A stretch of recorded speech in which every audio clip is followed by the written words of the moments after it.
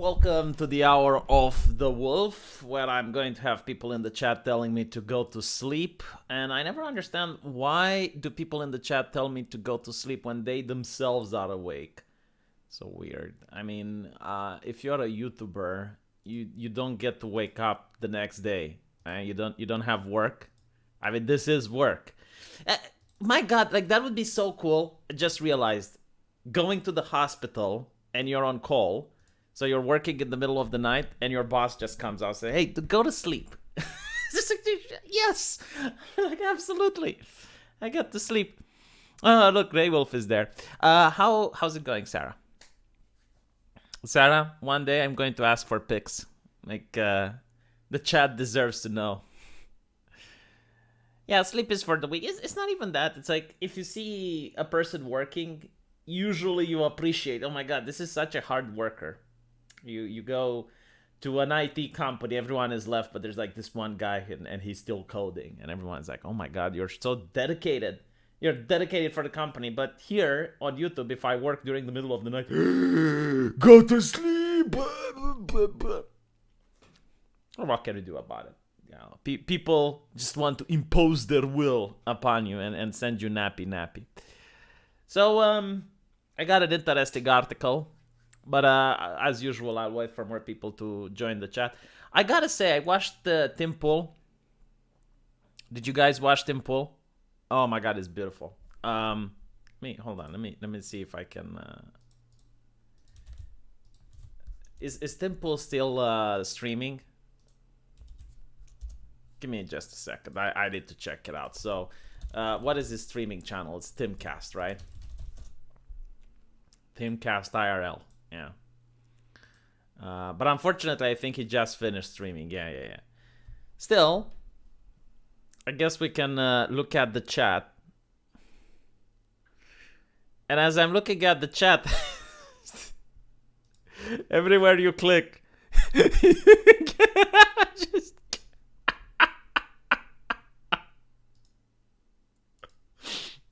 like literally anywhere you go.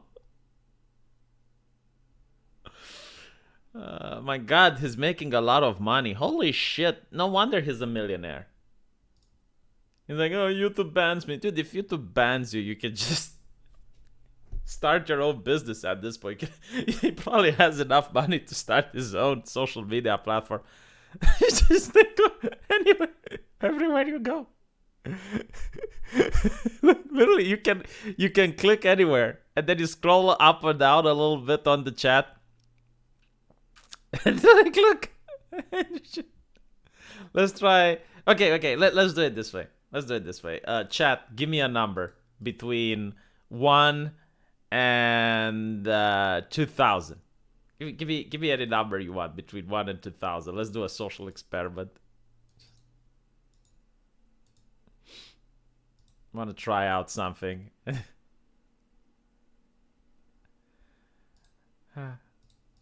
Oh, look, Runaway Susie isn't in the know. I'm sorry, Runaway Susie. I can't stop laughing and tell you. If you're not in the know, you're just not in the know. I mean, I can't bring you up to speed to 2 weeks of internet drama.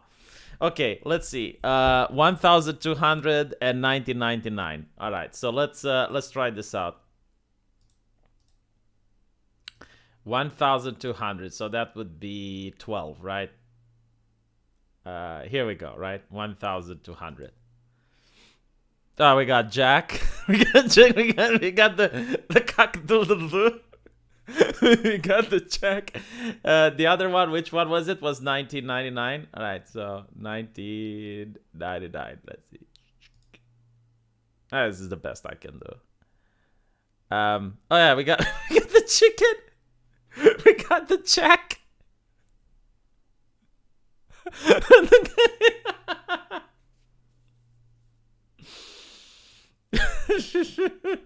Literally, anywhere you click, you find it. The cock-a-doodle-doo. And by the way, this is Tim Pool's fault. Like, you can address an issue, no matter how uncomfortable it is. Like, you can address it, and still be corporate about it. Like what Tim Pool should have done,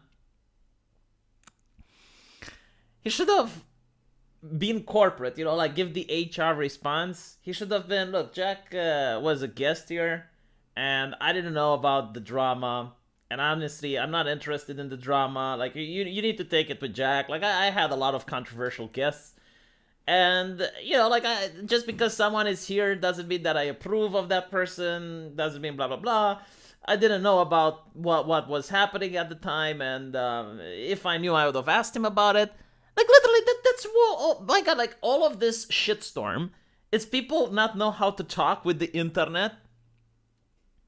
Jack himself, like, Jack is also part of the issue. Like, all he had to do when that super chat came out, he should have said, oh my god, oh yeah, the article. Oh my, well, I almost forgot about the article, but you guys know I used to be a Democrat, and I was surrounding myself with like-minded people, and basically I was just lying to myself at the time, and I had a different lifestyle, which I totally don't condone right now.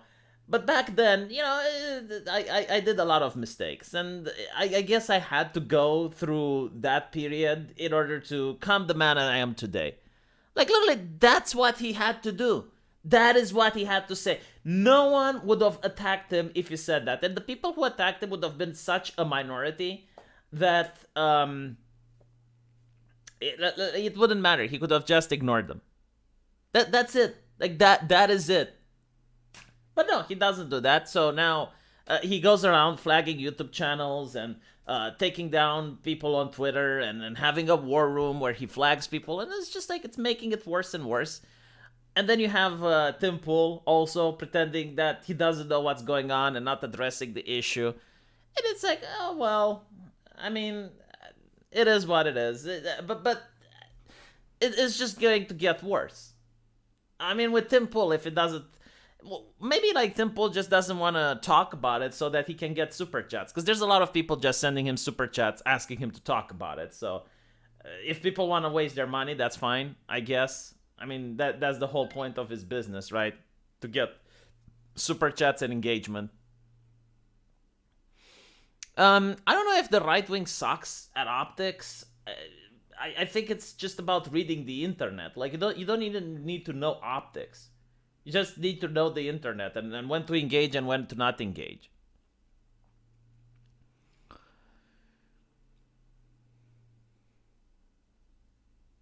What? Just because you insert objects inside you on a regular basis doesn't mean you are non-straight? So, kinda, I guess.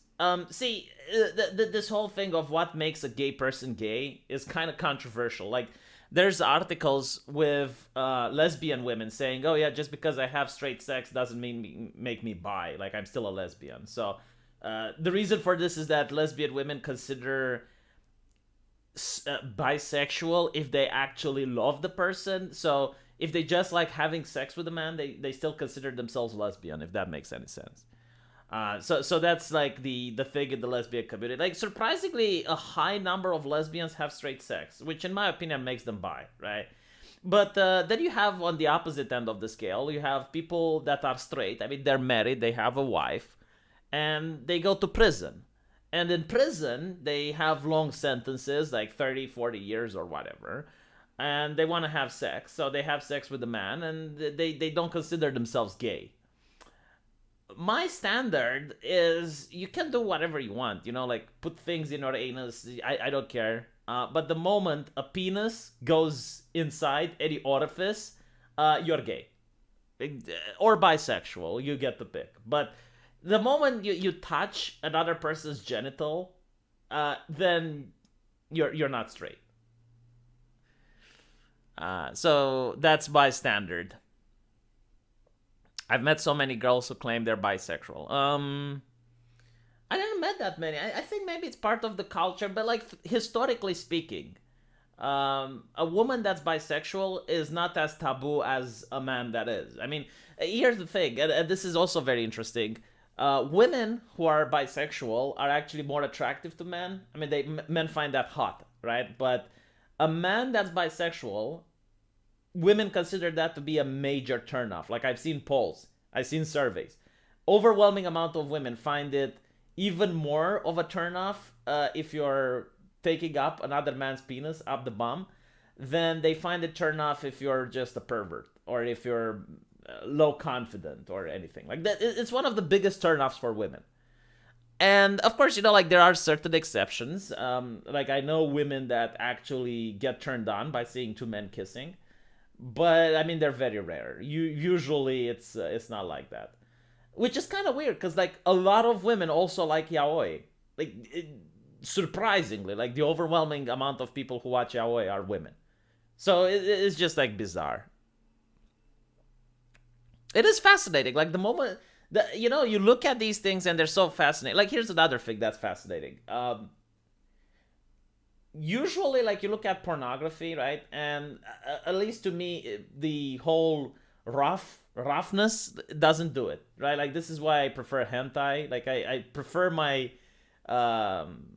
spanking material to be a little bit more imaginary than watching real thing, because like the real thing just doesn't do it for me anymore. It seems so forced and so brutal. But because of that, you have feminists, like feminist authors and whatnot, like advocating for a feminist friendly porn. And what that is like the gentle caressing and the kissing and the foreplay, like having sex with your girlfriend. And apparently that didn't sell. Like, because women didn't want to watch it. Like, women wanted to watch the regular one. Like, if you go to one of these naughty websites, at the first video you see, that's what women want to watch. They don't want to watch, like, the feminist-friendly thing. They just want the roughness. So it's kind of interesting. Like, I don't know if men are into the roughness. I personally am not. It just seems so irrealistic. The patrician taste.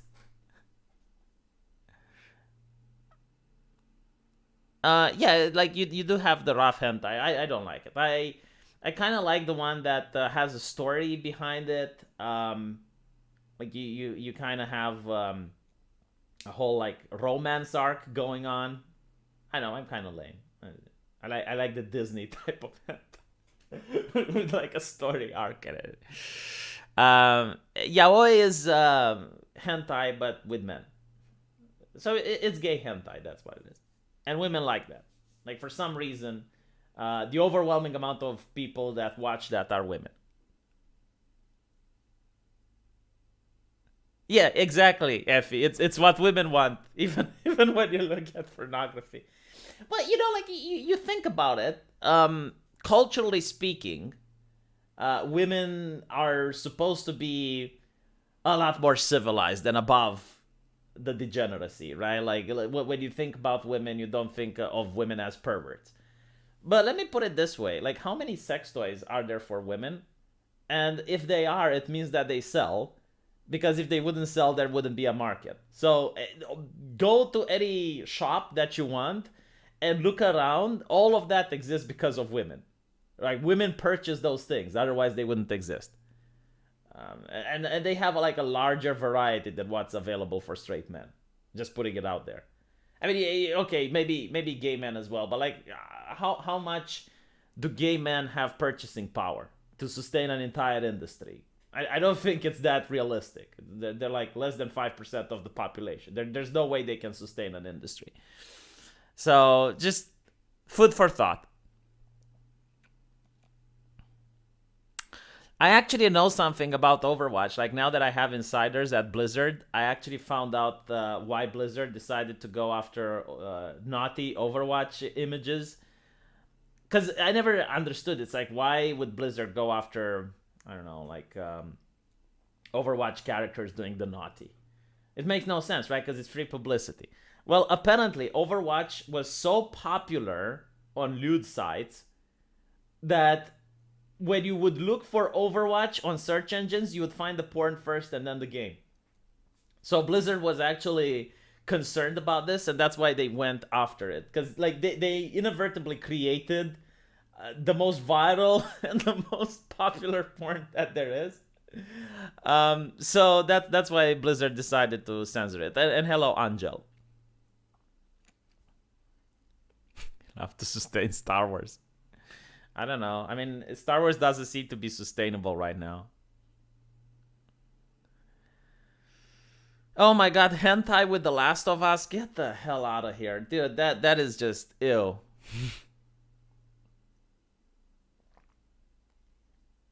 But yeah, I agree. Overwatch, World of Warcraft, like most Blizzard games, translated very well into the dark side of the internet.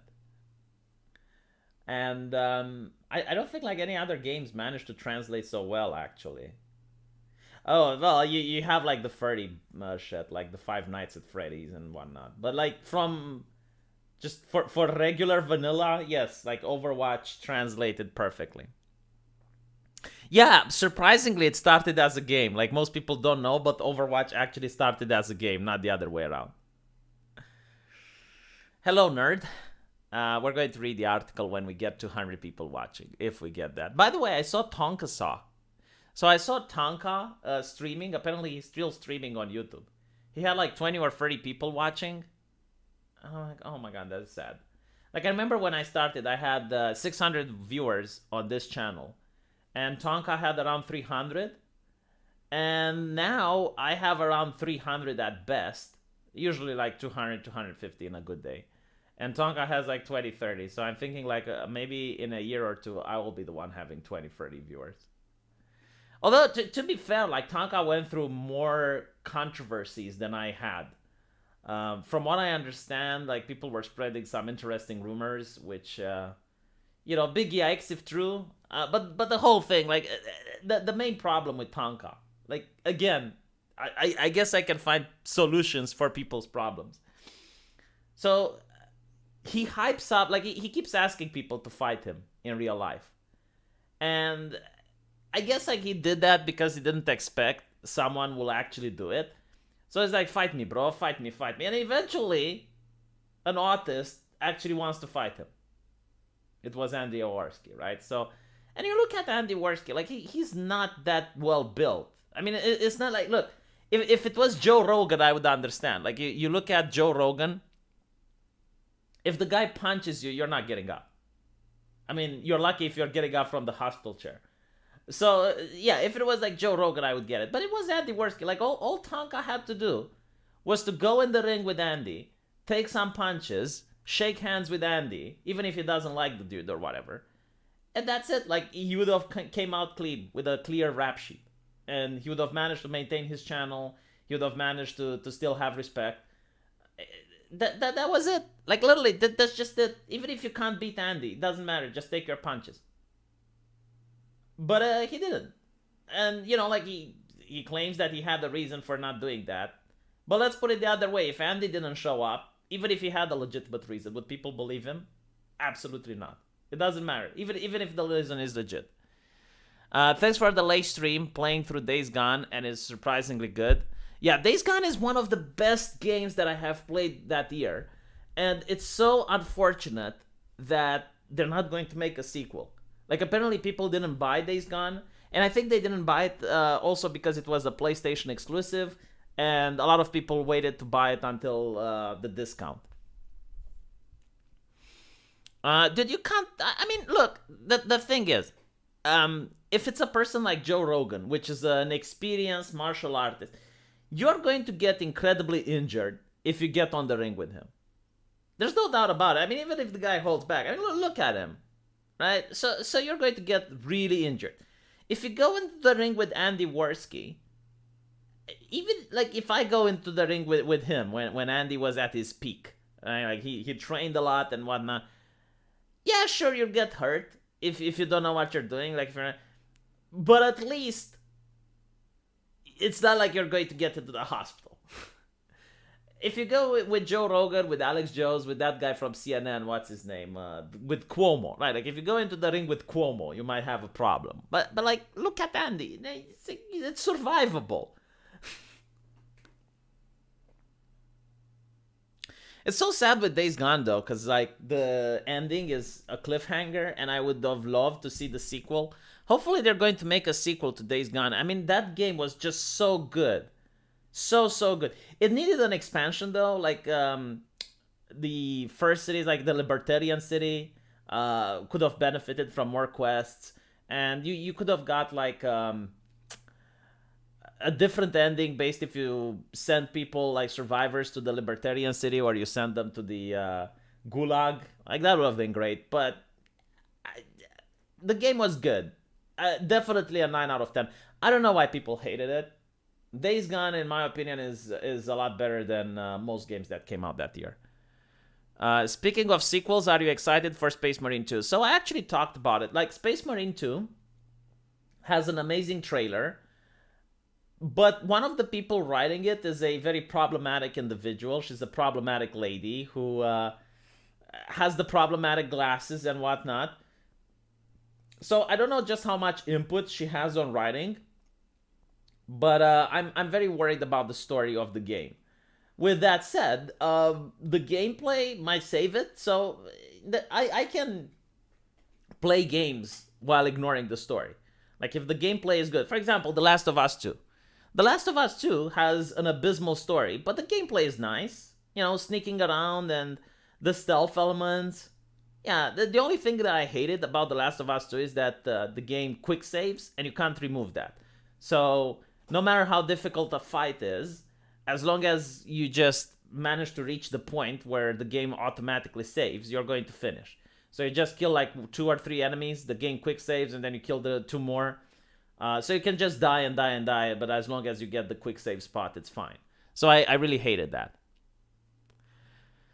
And, like you can ignore the story. Yeah, the game was beautiful. The graphics were great. The gameplay was good. But the story was just abysmal. So I can deal with that. I can definitely deal with the game that has a bad story. So Space Marine 2, I don't know. Story-wise, not hyped. Gameplay-wise, possibly a maybe. Cobra Kai is the best TV show that came out last year. It came out like right before the year ended. So Cobra Kai like has no right of being this fucking good. No TV show has the right, and it's American. I liked it more than Squid Game. I like it more than pretty much like anything that Netflix had to offer. It's like hands down the best TV show that I have seen. And it's so bizarre because it's like Karate Kid. You know, like out of all the movies that they make remakes and sequels and prequels, you would never expect that Karate Kid would actually manage to be this good. And the thing is, I can't even say that it's good because everything else is bad. No, it's good because it's good. Like, it's genuinely a good TV show. And I think it's because the actors, whatever their real names are, like Tommy and LaRusso, they have a lot of input on the show. So they got a lot of power to decide what goes. So the show is like really, really great. No, it's even better than Invincible. I mean, I couldn't stop watching it. And then I asked my wife to watch it. She couldn't stop watching it either. Like once I started the first episode, I couldn't stop until it was over. It is just really great. Yeah, I'm talking about season 4. Season 3 was kind of bad. Season 1 was amazing. And season 4 would be just like before season 2. So in terms of like what's really great to watch, season 1, 4, and 2. 3 is good, but it's meh compared to the others. My wife thinks that I'm doing a good job making money for the household. Like she loves when I make money. So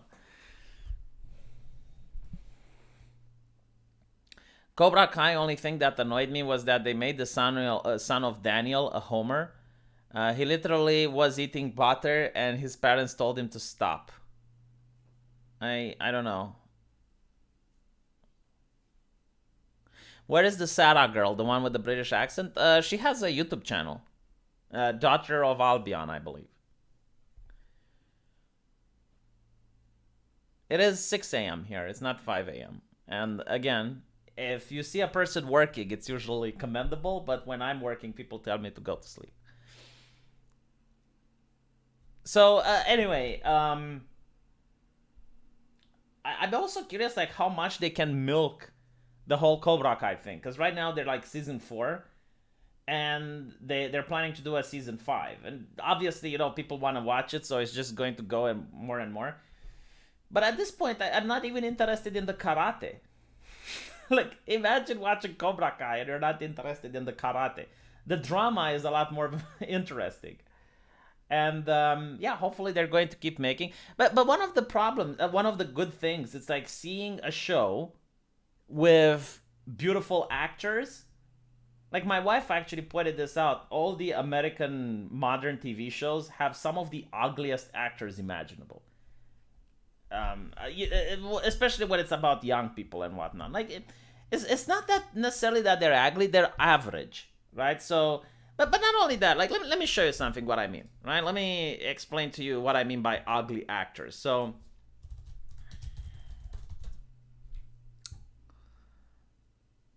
give me a second.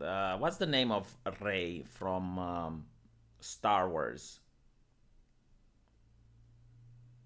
Anyway, hold on. I have it.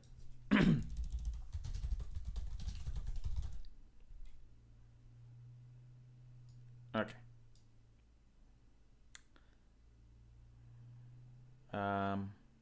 Daisy Ridley. Yeah. So let me just find the picture with Daisy Ridley, and I'll show you what I mean in a bit. So.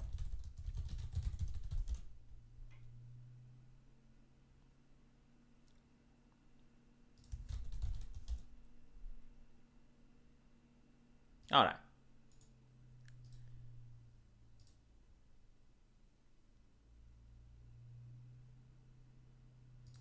Oh, I can't show this on Google. Oh, there we go. Okay. So, I'm pretty sure that all of you know how Rey from Star Wars looks, right? I'll put it on the screen. So this is how they made Rey from Star Wars, right? Like, they put some rags on her, no makeup, and made her tie her hair, right? This is how the actress actually looks like. And there's pictures that are a lot better than it. So it's that the writers, they're trying their best to, I don't even know if I can say desexualize, but yeah, I mean, like, she could have looked like this. you know? But they're trying their best in order to make the actors look as plain as possible. They just want actors to look like normal people. And when you watch Cobra Kai and you see what is the name of that evil chick, which is my favorite character, and surprisingly my wife likes her as well, Tori, right? So when you see Tori from Cobra Kai, which looks like this, and you compare her to Rey from Star Wars or other characters that Hollywood is pushing right now, she looks so filled with feminine energy, and she looks like an actress from the 90s. And it's so bizarre seeing that on screen again. Like, it's so weird to see beautiful people on screen. And it's not just the women. I mean, the men in the show also look the same. They look like actors from the 90s. They look like, beautiful people that Hollywood used to promote back in the day. And this is why I want to watch entertainment. I want to watch fiction. I want to watch make-believe. I want to see, the best humanity has to offer. Why would I want to see plain people? Like, I see plain people when I go outside. I don't need more of that. And, it's just a peeve of mine. Like, maybe some people won't agree, but it is what it is. I'm not going to start weightlifting. No. She is average looking, but like the showrunners put makeup on her. They used clothing, which, by the way, like, women, especially like once you have a wife, you will know this. I mean, it's not a hidden secret or anything, but women dress in a way that they hide their flaw. Like, women are very self-conscientious of their bodies, and they know what part of their bodies they want to show, and they know what part of their bodies they want to hide. Like, most people don't have a perfect body. So, for example, if a woman is chubby, like, she's going to wear specific clothing that hides the bulge. And, like, if she got big breasts or something, like, they're going to wear a cleavage, right? To distract people from looking at the belly. So, if you look at progressives, especially activists and whatnot, like the way they dress women is completely the opposite. Like they will dress women in order to show that imperfection, like to highlight it and to hide the things that make the women actually good. Um, I did not see the Chucky TV show. I was unaware that even there is such a thing. Everyone with a brain prefers to look up at to the best instead of the mediocre. It's kind of like your lizard brain is telling you that you should gravitate. Here's something else that's interesting, right? Usually, ugly people are very spiteful. Not all of them, but from what I personally gathered, most ugly people are very bitter. Um, and I think it's because they're not at peace with themselves. Like if you're not at peace with yourself, you're going to be angry at the world. So it's just my personal experience. Like I don't have a doctor with a lab coat to do a study, but most people that are having like you know like a person that like most people will agree it's like yeah this is not going to win a beauty contest. They're spiteful and they're angry, and it's not the same with beautiful people. Like beautiful people, if you go to the other extreme, so you have like a superstar or something like that. Like if you go to the other extreme, you usually find people that are arrogant. So if extreme beauty is arrogance, extreme ugliness is spiteful, and then you have the middle, which is the sweet spot. Yeah, blue hair shaved on one side, exactly. Um, when will you do news about feminists being offended by sex robots that look like cute waifus? So I don't know about any of those articles, but there used to be articles where feminists were upset about sex robots because they thought, I mean, this is the dumbest thing ever. Like, out of all the things that feminists said, this has to be the dumbest. They thought that robot sex dolls are going to replace women. Like, I don't have a robot. Jeez. I don't marry just to have sex, okay? Like, companionship is important. Like, you do want to snuggle at some point. Like, you can't snuggle with a robot girl. But anyway, right, so I also find it hypocritical considering the fact that the woman sex toy is a dildo, right? So it's just like the male organ, like that. They don't even need the rest of the body. They just need that part, and that's not dehumanizing. That's not objectifying. But they consider like a doll to be objectifying. Like, dude, shut the fuck up, you know? Just um. I know a teenage girl who gets mistaken for a boy because her mother never taught her how to dress feminine. Well, you know, like we used to call them tomboys, and they're actually hot. I mean, I don't mind a tomboy. A woman that dresses like a guy is actually hot. So I don't find a problem with it. You know, it's probably why it's cringe for guys to dress like women. It's because women do not like guys that dress like women. I mean, if you put on a dress and you call yourself fabulous, maybe you can even pull it off. You know, like maybe it looks good on you. Women are going to be attracted in that. Like no woman is going to find a man in a dress. It's like, oh my god, that's so hot, that's so sexy. All the like women like men that either wear suits, and the reason for that is that the suit makes your shoulders broader. Like it is designed to broaden your shoulders, and that's why women like it. And women also like men that wear uniforms, and it doesn't have to be a soldier uniform. Like if you wear a firefighter uniform, if you wear a lab coat, you know, like something that guarantees some status and respect, women like that. So that's the type of clothes that women like. Meanwhile, there are men, especially teenage boys, that love women that are dressing like a guy. And I think the reason for it is that most men like sporty women.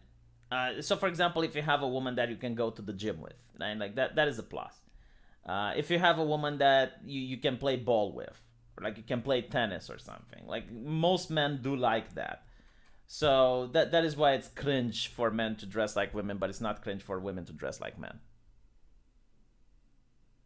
She's not hot. She's very insecure. Okay, well, I guess it depends on the person. But like she should make efforts. Like this idea that her mom didn't teach her how to dress like a woman. Okay, but is she living with her mom now? No. Then try and force herself to do it. Here's the thing. Like this is what really annoys me with people, and I probably would never be able to be a psychiatrist. You have people that have a problem. Like for example, the girl you told me, right? Like her problem is that when she was a kid, her mama never taught her how to use makeup and how to dress. Or better yet, you have a problem like someone that's insecure. Okay. The problem with these people is that they don't want to fight against their mental block, because it's a mental block at the end of the day. Right? Like you're insecure, you're introverted. It's like, okay, well, the question is, do you want to stop being insecure and introverted? Because there are some people who are happy being like that, and if you're happy being like that, that's fine. But if you want to stop being like that, you need to make an effort. What can I say? Like, you need to put yourself into social situations. When your friends are asking you to go out to the pub, you need to stop saying no. When you have a person that's laughing at you, you need to stop caring. So what I'm trying to say is that if you have a person that gets through a car crash and then they're paralyzed, right? And in order to stop being paralyzed, they have to do all of these exercises, which are very painful, very difficult, and they hurt a lot. Now, you have a choice, right? You can choose not to do the exercises and you can be paralyzed. Or you can choose to do what's difficult and you can do the exercises and you can start walking again. So it's the same with the people that have these mental blocks, these mental issues. They're not going to go away magically. Like, you need to start working on them. And just because the issue is mental and it's not physical doesn't mean that it can't be treated the same way by constantly working at it. So if you're introverted and you want to stop being introverted, force yourself. Like, force yourself out there. Force yourself to parties. Force yourself to interact with people. If you're insecure, force yourself to stop caring. Like, put yourself into positions that make you even more insecure. Because, like, people adapt. It's like a bad smell. If you go in a room where the smell is bad, after a while, you're not going to feel it. It is the same with insecurities. If you don't like people laughing at you, after a while, after people keep laughing at you, you're going to stop caring. But if you don't force yourself, if you don't make these efforts, well, you're never going to bypass the mental block that you set for yourself. This super chat is because your voice is making my husky talk in her sleep. Oh, that's so good. I'm making husky talk in their sleep. So my advice to your teenage girl that didn't have a mother to teach her how to dress feminine, what's stopping her from starting now? I mean, the first time she's going to put on makeup, it's going to look ridiculous. But she should look in the mirror and keep practicing and practicing until she's going to get it right. If she, go shopping, buy something that makes her look good. Get a girlfriend. Why does she need a mother? Doesn't she have friends? Get a girlfriend. Go shopping. If she doesn't have money, go to a second-hand store. Buy some second-hand clothes. Go beyond the limits, plus ultra. Yeah, so there's a woman which was selling her farts, and I'll have her in This Week in Stupid, or probably make a video about it. So there's this woman which apparently was selling people jars of her farts. So this is like the next level from the gamer girl bathwater. But like the gamer girl bathwater, I always thought it as a joke. Like, you buy the thing and you can joke. It's like, hey, I have the Belle Delphine's bathwater.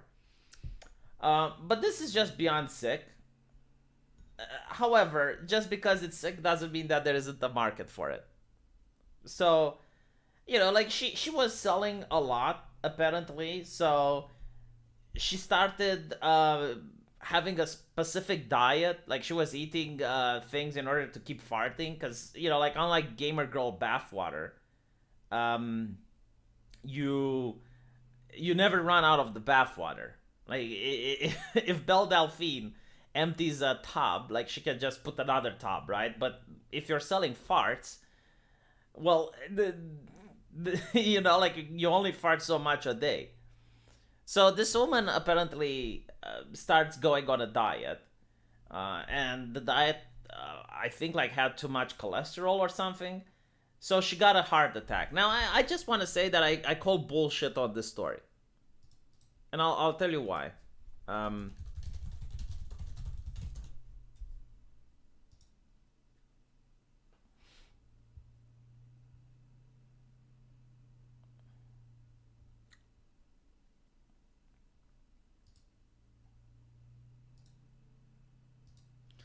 there is absolutely no way in hell we can have a heart attack at this age. Okay, that I mean, even if you have a difficult diet, it shouldn't give you a heart attack. So either she's lying about the heart attack or the heart attack is from a different cause. There is no way. Like, no, dude. Unless she has like a congenital issue, like she was born with a bad heart. But even that, I mean, she's not even morbidly obese. I mean, okay, fine, you know, like maybe she's got cholesterol in her blood, whatever. But like at that age, that is an urban legend. Yeah, maybe it's global warming that gave her a heart attack. I don't know. It's just like very bizarre. I I don't think so. Again, there's two possibilities. Number one, she didn't really have a heart attack, right? So she's lying to people, or maybe the doctors misdiagnosed her. Although that's kind of hard because you look at the blood works and you have troponin I, which is a good indicator, right? So no, maybe you know maybe the lab technician mixed up the results. So there's that. But yeah, if she did have a heart attack, it must be from other reasons. I don't think it's dietary. Like, uh, look, if it's dietary at her age, I would have believed acute pancreatitis. Maybe I don't know. I mean, ulcer or gastritis if like you're eating really spicy, but like I'm talking about super spicy and you do it constantly, yeah, you might get an ulcer, but like whatever, you know.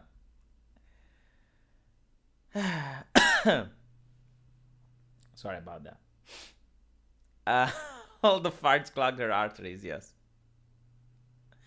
Look, Sarah, I worked at a hospital in the cardiology department, and most 99.9% of the patients there were old people, and then you have like the small minority of young people that have heart attacks, but they have a weakened heart.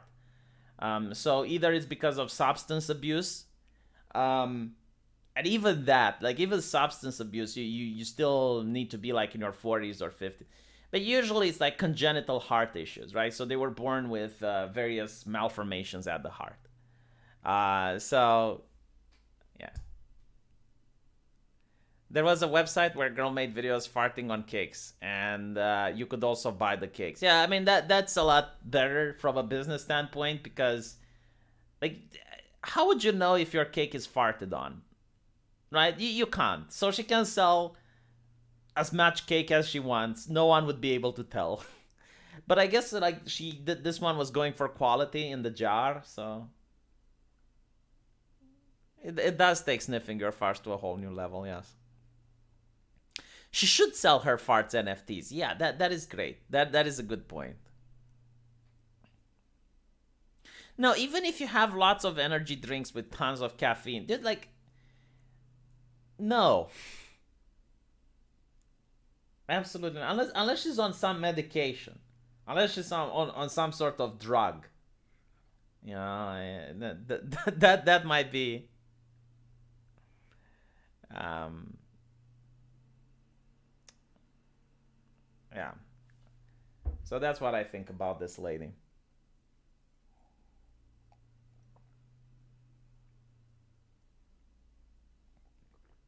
If the guy was abusing power drinks, he probably already had a heart condition.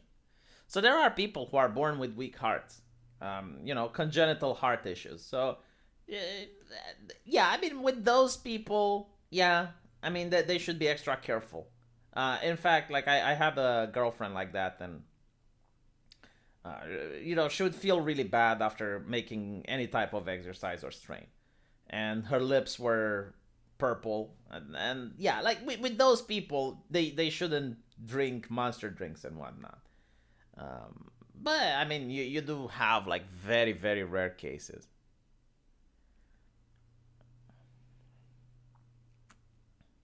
Yeah. Okay. Right. Let's read some of the actual news. A former roommate had the blood pressure of an 80-year-old man because all he ate was fast food for years. Yeah, but like I bet he also looked the part. Like you could look at him and notice that like he wasn't like a fit young man, right? Because that lady is fit, so that lady looks like she goes to the gym. So no, Trey Daniel, unfortunately not. Okay, let me see if I can find the article that we're going to talk about today.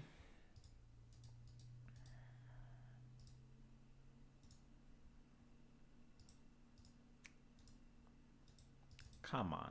Ah, here we go.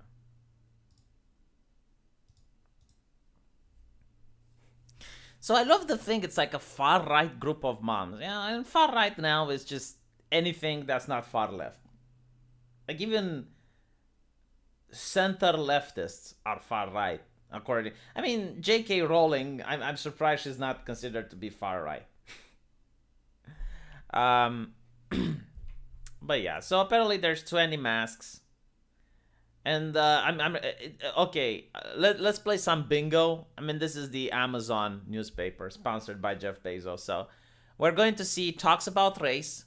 Like the pedigree of the moms is very important to the story, the heritage. We're going to hear at least 3 or 4 buzzwords, and what else? What else we're going to get? Um, let me see what. Oh yeah, some ism or phobia that the moms are accused of. By the way, did you notice this interesting thing? Like the left is all about phobias and isms and ists. Do you know that there's a lot of people out there who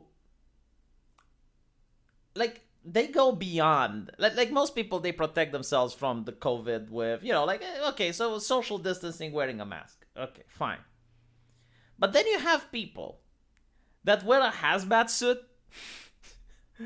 and you're supposed to stay 6 feet away and they stay like 50 feet away from everyone. So isn't that a phobia? Like why isn't there like COVID or pandemophobic or some shit?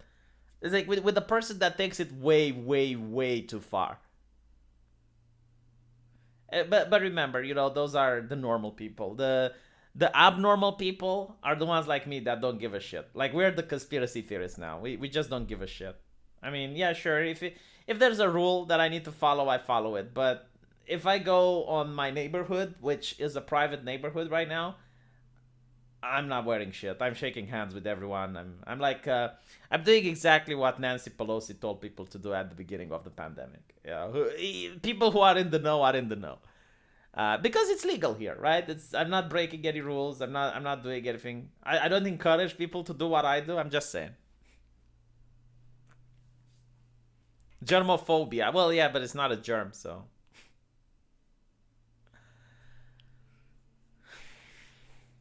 I don't know if this is the article you're talking about because I haven't read it. So anyway, look out for trigger words. The woman says. She is perched on a chair in front of the room. Oh my god, it's one of those articles where you have a poet describing the environment. She's well dressed yet funky with elegant boots, a demure sweater, and some colorful jewelry. Yes, I know, right wingers, just like left wingers, they have a sense of fashion. I know this might be mind-boggling for leftists, but right-wingers also have a sense of fashion. Yeah, they like wearing jewelry, they like dressing properly. I know it's hard to wrap your mind around, but yeah, we're people as well. We're just like you. Equality, diversity, inclusion, marginalization. These words are CRT. If you see these words in your kids' homework, you need to speak out. So, I can explain what's going on. You see, most moms aren't versed into politics. Like most people, actually. They're not versed into politics.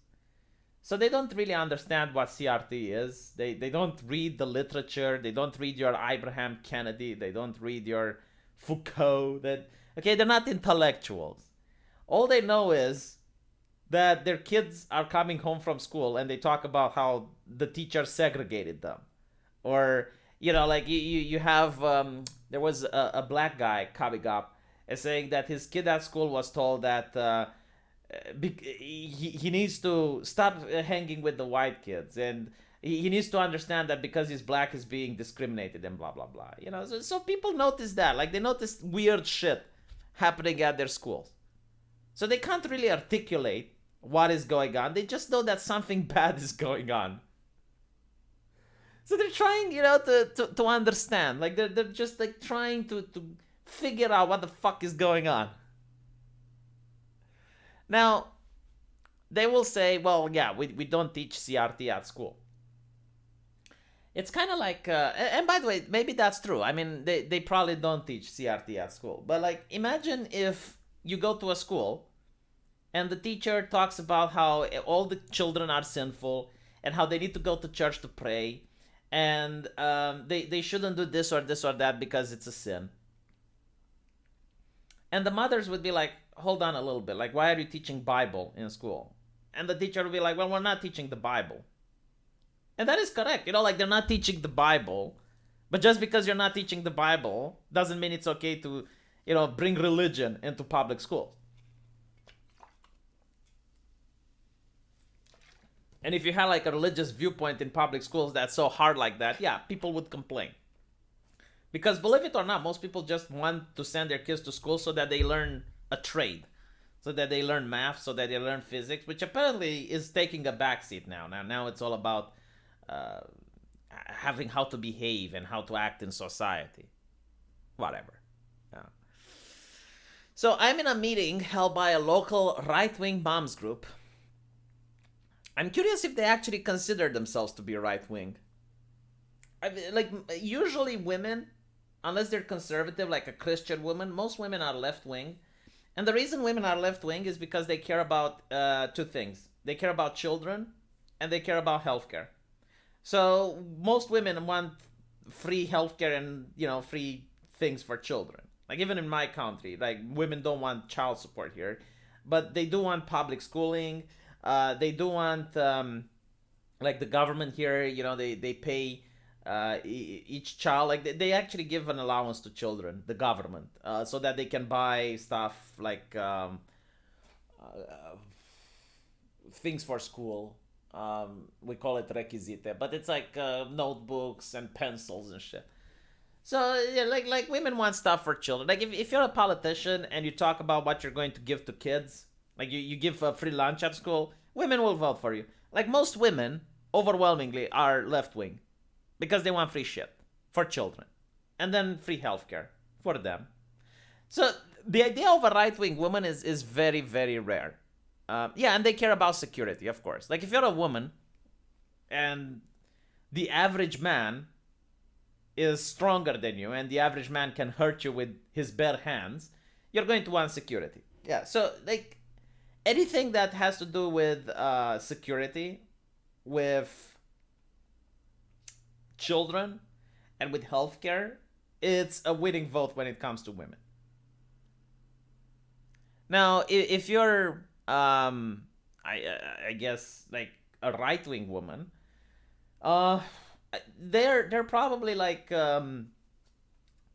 very Christian, like very conservative, like the Amish. If they were to vote, they would probably be like right-wing. Why? Because well, they care about God now. So right-wing women They probably have extensive families, so they don't need to worry about the state providing for their kids. And they also go to church a lot, so they're going to support politicians that have a more Christian view. But those women are kind of rare nowadays. So anyway, I'm in a meeting held by a local right-wing moms group. Press X to doubt. It's an organization catering to mothers who are bent on protesting at school board meetings to stop supposedly evil critical race theory agenda from being taught in public schools and address other typically conservative concerns. There's about 20 moms. We are all maskless, all apparently white. Oh my god, bingo. The pedigree, the heritage. Mostly women and all on the younger side.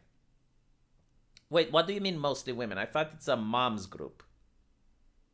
Okay, so a man managed to sneak in there. A group of children, including my son, the only one in a mosque, are scampering merrily in a play area down the hall, while a young woman with a baby in her front keeps an eye on them. This to me is very bizarre, because the idea of wearing a mask is that you're not protecting yourself, you're protecting others, right? So if I wear one and I cough and I sneeze, I don't cough and sneeze on you. That is the role. So if I wear one and you wear one, we're protecting each other. But if your kid is the only one wearing it, not very effective, is it? I'm just saying, like if you're trusting the science and whatnot. So either get your kid out of there and don't allow your kid to go in, or just tell him to do what everyone else is doing. Your wife supported free school lunches until she heard your arguments. Yeah, I mean, most men don't even talk with their wives about politics. But let's be honest, most men don't even know that free doesn't mean free. I mean, look at the French. The French are the best case study for democracy dies in darkness, which means that democracy dies when people are uninformed. They want free stuff. So they want free public transportation. They want free this. They want free that. They want the Green New Deal, right? Like they support nature. And then what happens? Well, taxes go up. And now you have a gas tax. So what do? They burn down Paris. I mean, it makes no logical sense. It's like, what the fuck do you want? Oh, we want free shit. It's like, okay, then pay taxes. Oh, no, we don't want to pay taxes. Like, motherfucker. Like, do you want the government to invade a nation and use those people as slaves so you can get free shit without having high taxes? Because that's literally the only way you do it. Anyway, back to the article. On the wall, on the door, there's a sign that says children should be heard, respected, encouraged, loved, appreciated, guided with compassion, given freedom. To learn without coercion. What exactly that last phrase means is ominously vague. There was actually an article that I read, I think it was like last month, which said it's actually okay to bully children who don't have the documentation, right? Who didn't take the Fauci ouchie. And the article said it's okay to bully them. The article is written by a teacher. That is coercion. So I think like that's what the moms are talking about. Just saying. For several years now, I have been worried about increasing right-wing views that I have noticed in my demographic. White suburban woman. Before 2016, I always thought of Nazis as historical villains. Oh yes, like the Nazi moms now. Dude, you live in a society where you have to show papers to your waiter. Shut the fuck up. If you lived under the Nazis, you'd have been just as fine. I genuinely don't understand these people who are okay with showing papers to a waiter. Like, even the Nazis would at least ask you to show papers to an officer. I mean, granted, there were fewer officers, so the chances of you living your day-to-day life without showing papers was actually higher in Nazi Germany than it is in Europe right now. Almost everywhere you go, you have to show papers. Oh, you want to go to the mall? Show papers. You want to sit at a restaurant? Show papers. You want to go to a bar? Show papers. You want to pay your taxes? Unironically, in Romania, show papers. It's like, what the fuck are these people on about? Like, oh, man, the Nazis. Okay, yeah, sure, whatever. If instead of the Nazis, you would replace them with inclusion officers, like, you'd have loved them. So anyway, look at this. The last Holocaust survivors are dying. I'm aware that fascism is creeping back into the world. Fascism and Nazism are two different things, poopsikins. I just think. So, Benito Mussolini actually said that fascism. Let me actually. Oh God! Like, I really hate ignorant people.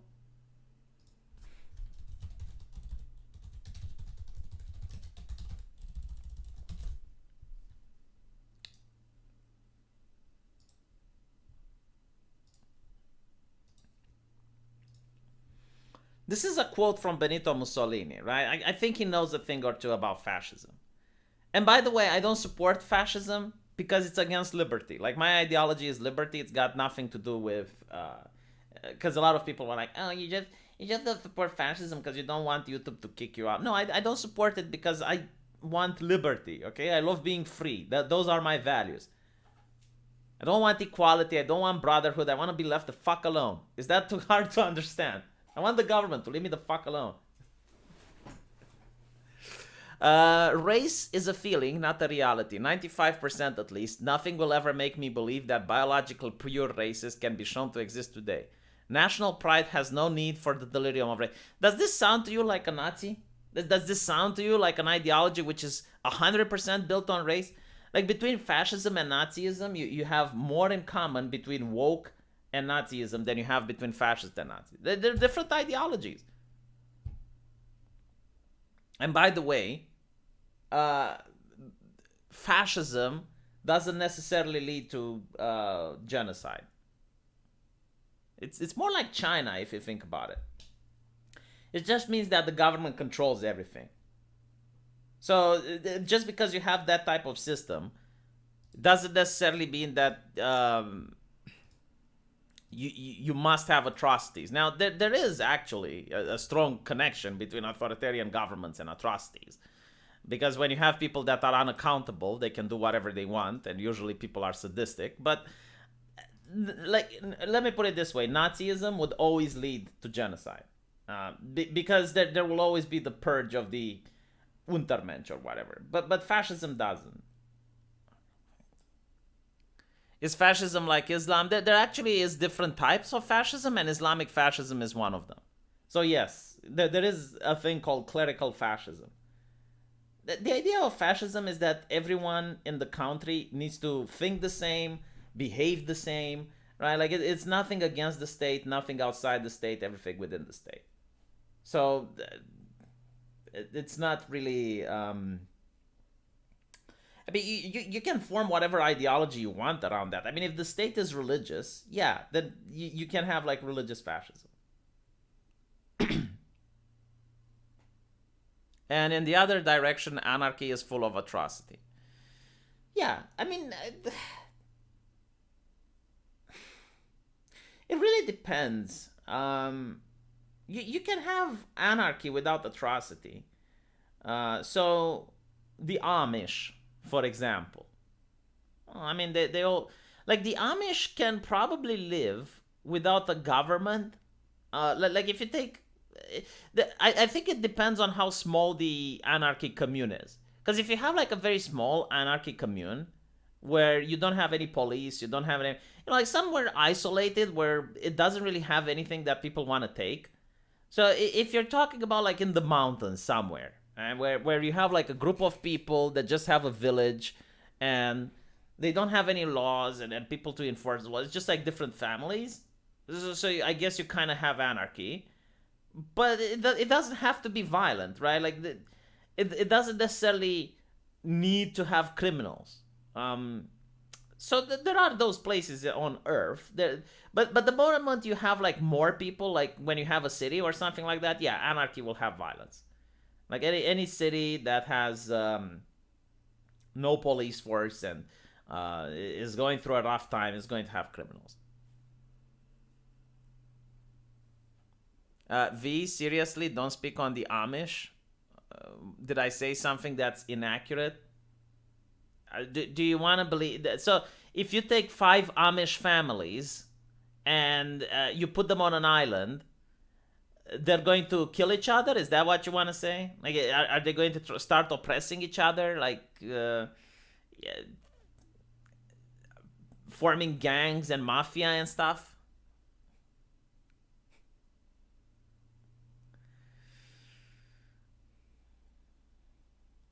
The Amish are theocratic. They basically operate in a Talmudic system of government, but different code in the Talmud. They are self-governing. Yeah, but like being self-governing doesn't necessarily mean that you have a police force, right? Um, so it's not like they require the state to figure. If you had like anarchy, like if the government collapsed in America, I think the Amish communities would still manage to go for it. That's what I'm trying to say.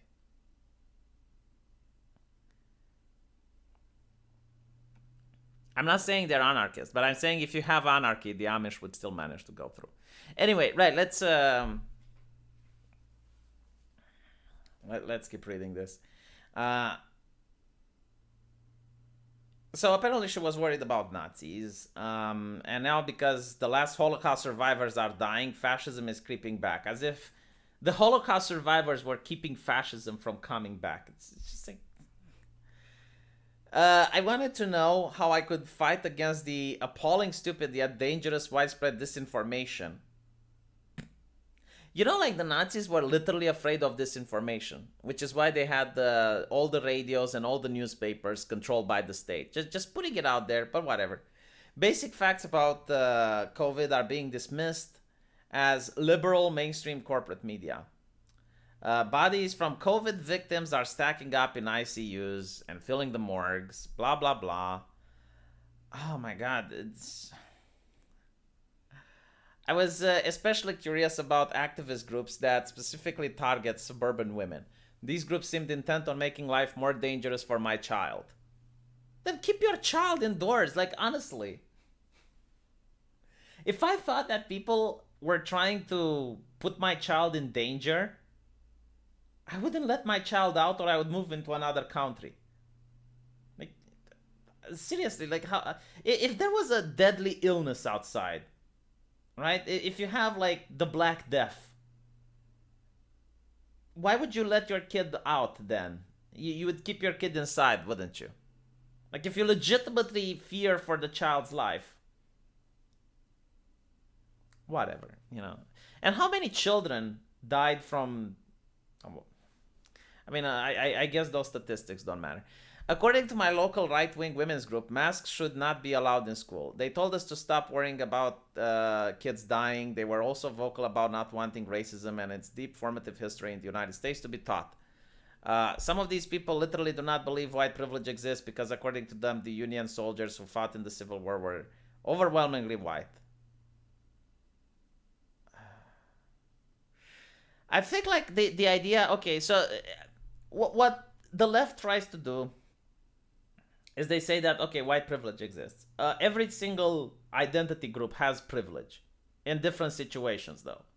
So, for example, if you're white, you don't get stopped by the police as often. Okay, let's admit this is the case. I think, though, it's more to do with wealth. I don't think Obama gets stopped by the police, right? Like, if you're Juicy Smollett and you're a wealthy black man, I don't think you're getting stopped by the police. But okay, you know, I think poor people get stopped by the police more. But whatever.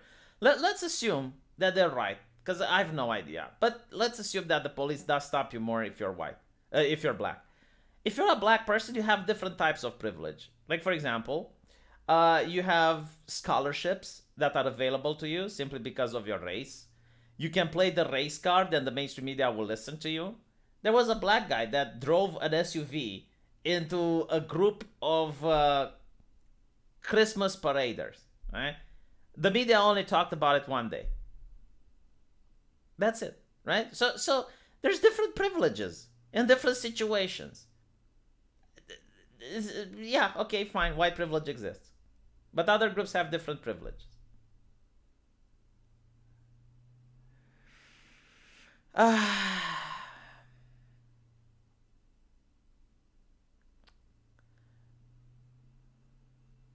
Others feel parts of country's history shouldn't be included in curriculums. It makes...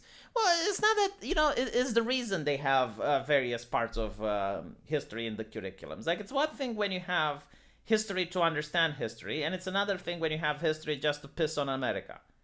Like the thing is, like, if you're going to create a nation of unpatriotic people, because like this was the question, why can't the left be patriotic? Like, there was a leftist that actually asked this, like, why can't a leftist person be patriotic? And the answer is like, well, how can you be patriotic if you believe your nation is systemically racist?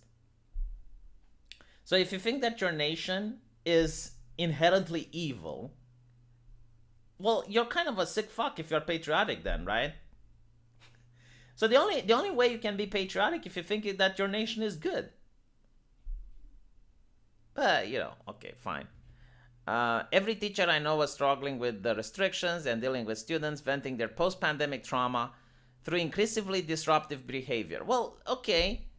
So on one hand, you glorify the fact that the measures exist to keep kids safe. But on the other hand, you realize that while kids are being kept physically safe, psychologically they're going through trauma. Like, why would you encourage this? School districts around the country were dealing with staffing shortages due to teachers burning out from stress. Why add to teachers' difficulties by threatening school instructors who dare teach topics like Jim Crow? Oh, get the fuck out. They always teach this shit. Are you telling me that 10 years ago students didn't know this? It's like you're teaching it from a different light now. Which is why these moms are upset. So she joined the local right-wing Facebook group for moms. And one of the questions was, why do you want to join? And it's because I want to be more involved with my kids. A week passed, and then a moderator allowed her to come in. Can you be more specific about what issues concern you? Security was apparently very tight in this group. They weren't going to let just any mom glide in. I'm mostly interested in issues that involve keeping kids physically in school. Zoom school was devastating for my kid, and I don't want that to happen again. I wasn't lying.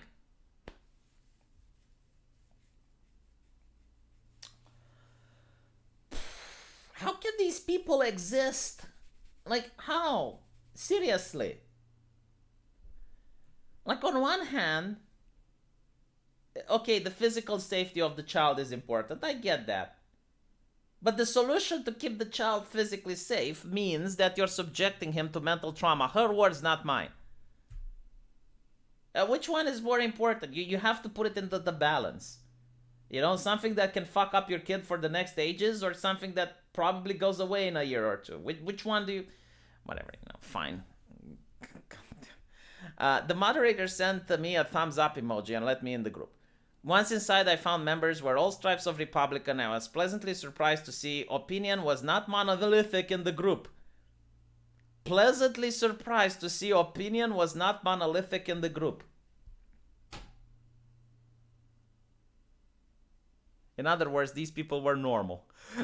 Several moms argued against the more far-right posters. One woman posted an objection to children reading To Kill a Mockingbird in class. Divisive concept, she wrote, with a broken heart emoji. Underneath was a screenshot of a direct message from someone who appeared to be a student that read, I'm in English right now, we're currently reading To Kill a Mockingbird. There's a part where they bring the kids to church with her, and another black woman is being extremely racist towards Scout and Jem. My teacher was saying it was not racism because white people have a higher power over black people in society, and that black people can't be racist.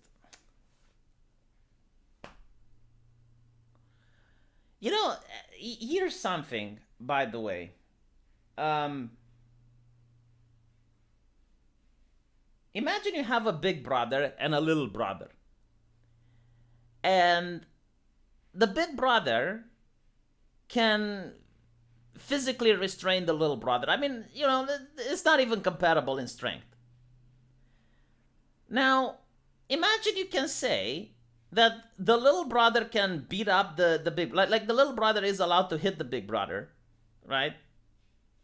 So he can kick him, he can punch him, it doesn't matter. Like, the little brother can do whatever he wants. But the big brother can't defend himself, because the moment he defends himself, the parents step in and they say, look, you gotta check your privilege. You need to know, like, you can easily defeat your little brother in combat. But because you're stronger, you're not allowed. So the little brother is allowed to do whatever he wants. He can... And maybe the big brother doesn't even feel the pain when the little brother is kicking him. Maybe he just doesn't care. But like, if he does it, it's the principle that's the problem. And not to mention, like, just to assume that because white people have institutional power, which, by the way, I don't buy it. But like, you look at every single corporation, in HR and whatnot, and you're going to see that it's mostly women, so it's not white men. And I think HR has a lot more power in a corporation than the actual CEO. Because if you are to do the hiring, it's actually more important than setting policy. Like, if a CEO does something that the workers don't like, the workers strike. Anyway, like, that's neither here nor there. But you look at the wealth, right? The Asians and Jewish people have more wealth than white men in the United States. So what does power even mean? But secondly, assuming that yes, okay, white people have power. Unless white people are collaborating with each other and they're helping each other out, then it doesn't matter. So unless, like, if you're an American and you're poor and you get evicted, unless the other white people pitch in and give you money, it doesn't really matter, you have power. It's such a dumb concept. Yeah, but parents act like that. Well, parents are stupid. You know what's going to happen? The big brother is going to be resentful as fuck towards the little brother.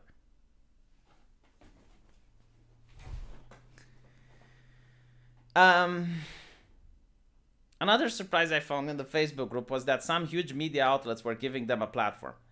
One of the founders said that she had done an interview with the New York Times. Oh my God, people are talking.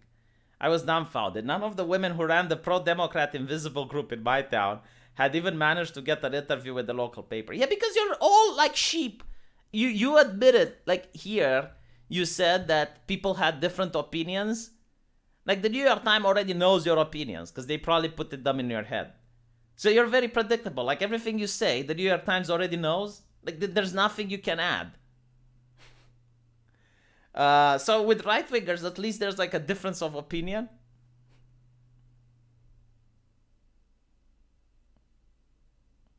I don't care, Matt. Like, stop buying into leftist rhetoric.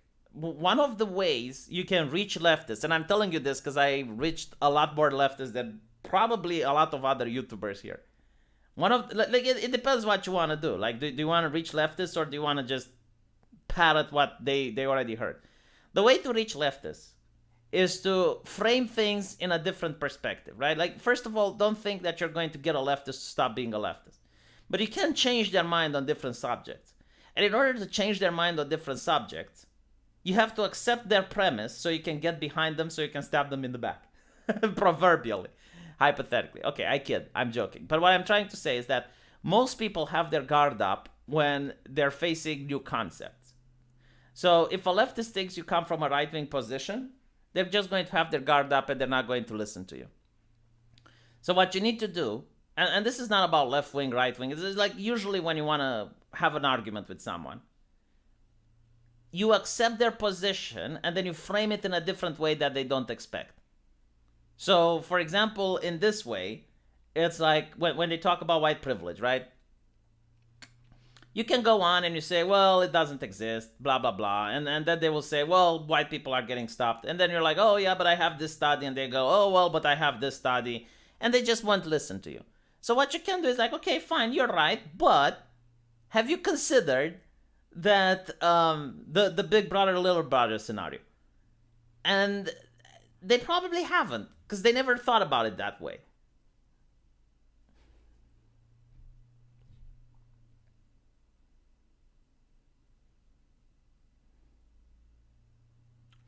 Anyway, I scanned the comments and my eyes nearly popped out of my head. It'll be fine, another mom said. The New York Times possibly misquoting her. If it's a lesson I learned the hard way after the BBC screwed me. The BBC was talking to these women. Honestly, the worship of institutions that leftists have is baffling. So here's the thing. This is the fundamental difference between between right wingers and left wingers. Like, this is the fundamental difference, right?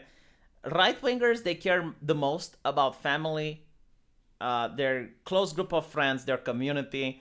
So right wingers, they put their faith in people they know. which is why it's not very, it doesn't really work to try to convince right wingers with Hollywood actors or institutions or whatnot. Like, a right winger cares more about what their mom says, what their dad says, what their grandma says, than what the TV says. Right? So that is the difference. Left wingers, they care about institutions. But the problem is, like, institutions are made by humans. So if you don't trust the human, why would you trust the institution? I never understood this. So in other words, like, this woman is simping over the BBC and the New York Times. As if it's like the holy host of heaven. It's almost like the way I'm reading it, it's like a religious woman that is shocked that God is talking to these people. Like they spoke with the angels or the saints or something.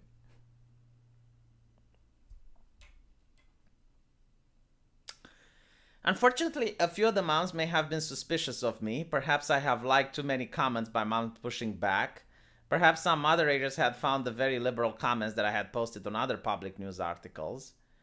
And I messaged the group moderator about the event location. Just a heads up, I think most people will not be masking. Is that something you'll be comfortable with? I wondered if she was trying to frighten me off. I said, yes, that's fine. So she went to the meeting with her son. I listened to the speakers, and many parents bemoaned how they had to pull their kids from public schools over mask mandates and instead enroll them in private schools. It was a common story. I got the impression that most of these families had income levels that allowed them to pay thousands in private school.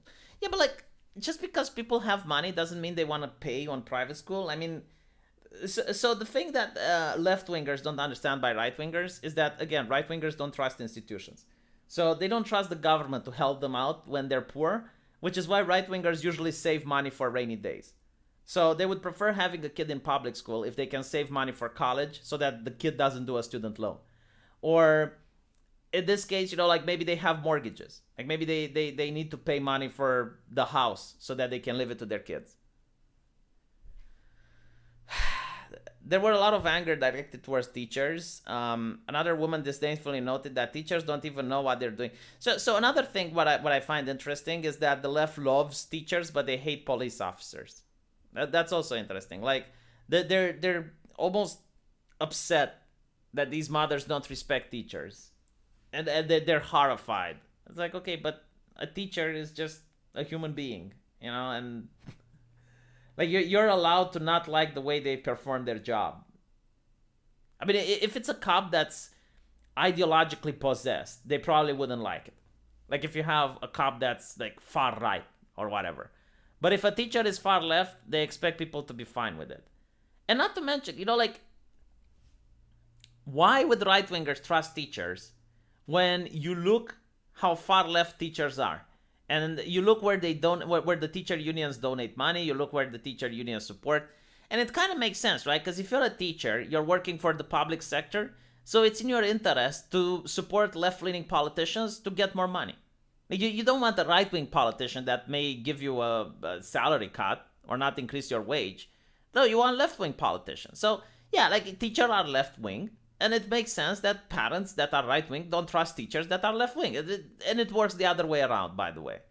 Like an institution that's inherently right-wing is not going to be trusted by the leftists. Property tax pays for public school, and private is expensive. So they're getting hit twice. Yeah, like that's a good point.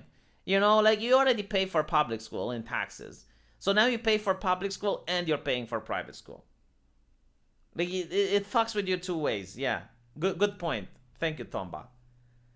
There was a lot of anger directed at the teacher. I raised my hand. What do you say people who are like, oh, you're going to put bounties on teachers' heads? You're marching outside of school board members with guns. I could see several women visibly flinch at the word bounty. One woman said she disliked the term bounty, but she could see the need for monetary compensation for those who turned in the teachers that were doing parents found unacceptable. Yeah, because like a bounty means that you're hurting the person.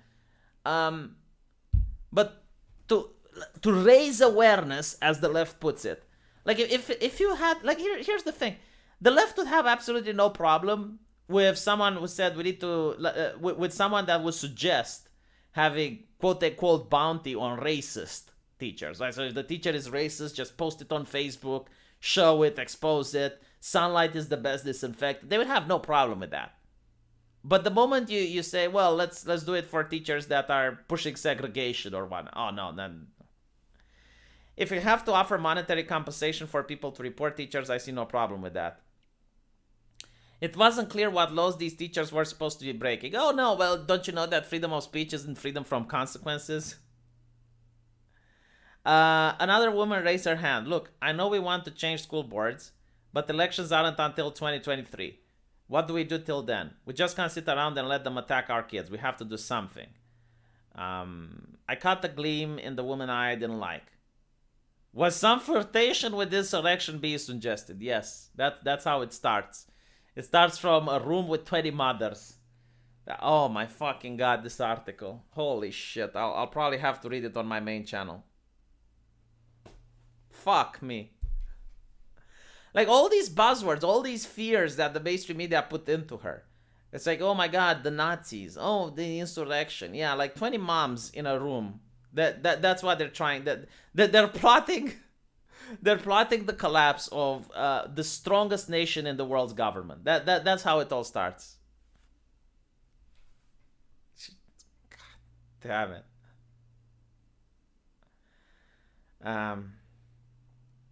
I didn't like where the the topic was going, but one moderator pulled it back. Be pleasantly persistent, be annoying, be the woman the school board meeting who always shows up, be the person who, when the meeting organizers say, oh god, her again, be that person. Fair enough. A lot of roundtable debate felt like the Republican version of Run for Something meeting. Run for Something was a movement that started after Trump won the presidency that was meant to encourage young progressives to start their own campaigns. Despite my uneasiness, I couldn't help but feel myself liking the woman in the room. she literally started liking right-wingers. Oh my god. They were charismatic, they were energetic, they had no problem letting my low-functioning autistic son play with their children. Why the fuck would they? Which is unfortunately rare among some of the other mothers I've encountered. Yeah, because you're hanging around leftists. But this made me even more uneasy. I realized these women were dangerous precisely because they were so friendly. Oh my fucking god. Oh god. So if they're not friendly, they're dangerous. If they're friendly, they're also dangerous. Oh, thank you for not... Like, I love the fact that they're... How should I put it? They're open-minded. That's what it is. Groups like the one I joined often appeal to mothers. The pandemic has hit moms especially hard. Lack of childcare results in the she session. Oh my fucking god, the she session. Oh god.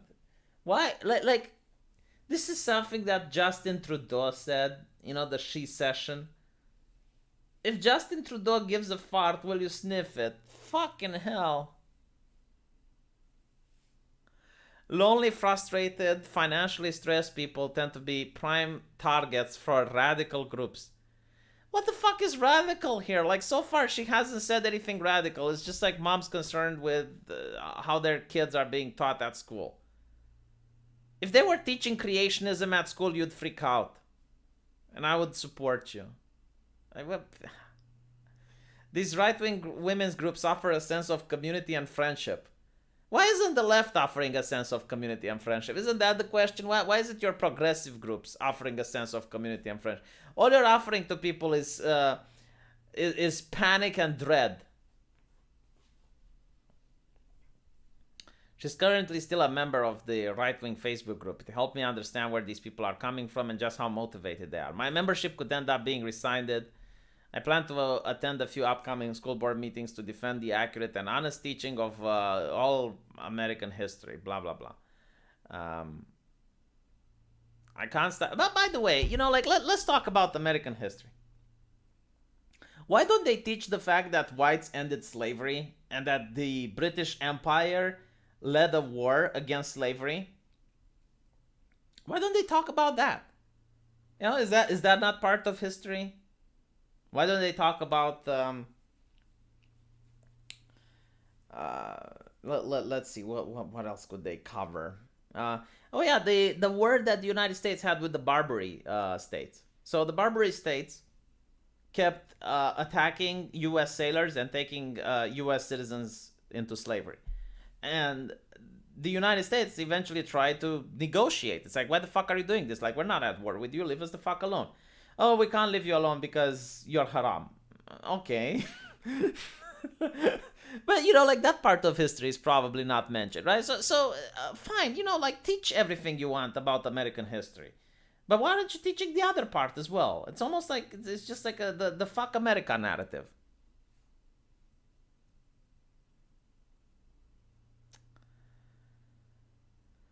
I can't stop thinking about the gleam that woman's eye when she said, "We can't just sit around and let them attack our kids. We have to do something." Though some people think merely tweeting outrage or frustration is productive, it's not.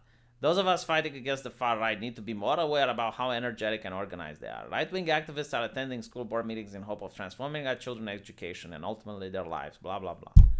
Yeah, dude. If they're not doing it with violence, like so far, nothing you said here. Like they're not having a violent rhetoric or anything like that. That you're just upset that the other side of the political spectrum is engaging in democracy. It's pretty much what it is. I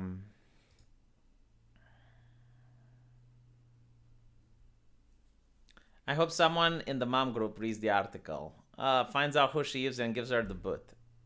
Well, I mean, you can't do it because I don't think she's the only infiltrator. Like, the left is really good at subverting. So the left will say whatever they want. Like, they will lie in order to get into your group and then try to subvert it from the inside. But, like, what can you do? The best thing is to be honest, stick to your principles, and unless they're being disruptive and unless they're being obnoxious, then just you have to deal with them. Anyway, I need to go because my wife is going to work and I want to kiss her goodbye, and